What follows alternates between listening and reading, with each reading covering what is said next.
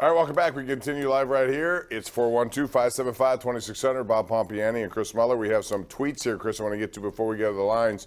Drew Kane says, do you think the Pirates will try to trade David Bednar, considering he may bring a decent return?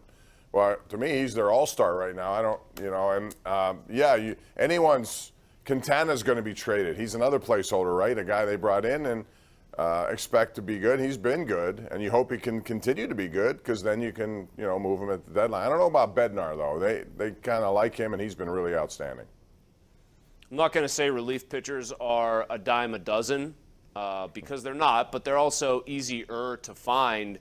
I mean, look what they've gotten in trades for relief pitchers in the past. Tony Watson gets traded. Now, he was great for several years here for good teams, but O'Neal Cruz comes back on the other side of that deal. I know, Bobby, you go way back like this one. Ricardo Rincon brought Brian Giles to the Pirates. Who was a consistent 35 to 40 home run guy. Right, he's their best offensive player overall since Barry Bonds, and I know Andrew McCutchen fans don't want to hear that. In the wild, wild west of the late 90s, early 2000s, he was. I guess my point is, if you're still not going to be a contender for a couple of years and there are teams desperate enough to try to add a Bednar and willing to pay you a premium price, I think you'd be crazy if you're Ben Cherington not to pick up the phone and seriously listen and possibly play let's make a deal with one of those teams. I mean, that's just good roster and kind of asset management. All right, let's go to the lines here. We have Bill in Pittsburgh who joins us here on line number 2. Hello, Bill. You're on the air. Go ahead. And Chris, I think the Penguins should go into a youth movement. I think we've seen this for 4 years now, and I don't know why that you want to keep putting money into these players who are getting so old. It's time for a change. You know it. I know it. And, I agree there's a time for a change, but I don't know about, some of these guys, for example, Letang, more so than anyone, is a guy who looks like he's trending still in an upward direction, at least, when you look at standards around the NHL. And the other thing is, how do you could replace different people. How do you replace Chris Letang on this team? He could play for another 3+ years at a very high level. And I think that has to be the consideration of the Penguins at this point. Of all the guys they have unrestricted, he's the one guy who I think would be the most difficult to replace, Chris. I would agree with that. He's coming off statistically his best season ever. He keeps himself in phenomenal shape. Crosby hasn't shown any real signs of a downturn, at least in my mind. I don't think in yours either, Bob.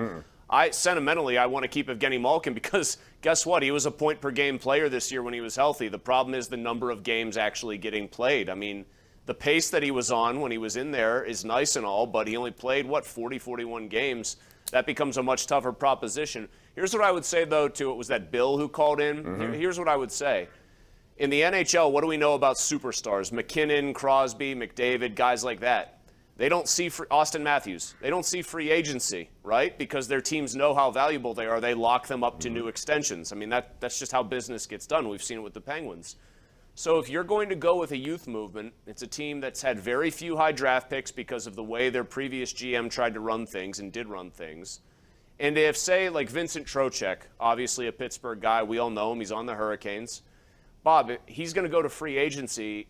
Doesn't that make you wonder why the Canes let him go? Like, I always think it's very tough to build with sort of those next-tier free agents because almost by the very nature of the thing, you're probably overpaying for what you're going to get. No, I would agree with that.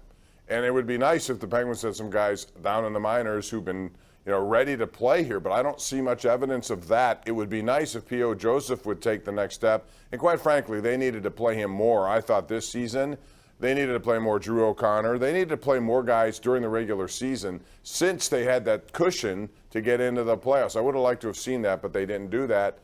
And the other test will be Mike Sullivan. He has a certain style of coaching that he really likes. Is he willing to continue that if he has a different sort of roster? You know what I mean? If they make deals, and if Hextall's still allowed to make them, and maybe it's not Hextall, maybe it's somebody else, and they bring in a different sort of player, is he going to want to coach a different way? Or is he going to insist that they do it the way they do it? I mean, obviously, I think when you're a great player, you get certain dispensations. That's why Malkin plays outside of their structure more than any other forward, probably, if you were going to go pound for pound here. But when Malkin's healthy, he's still one of the best players on earth, and so he gets away with it, and Sullivan allows it.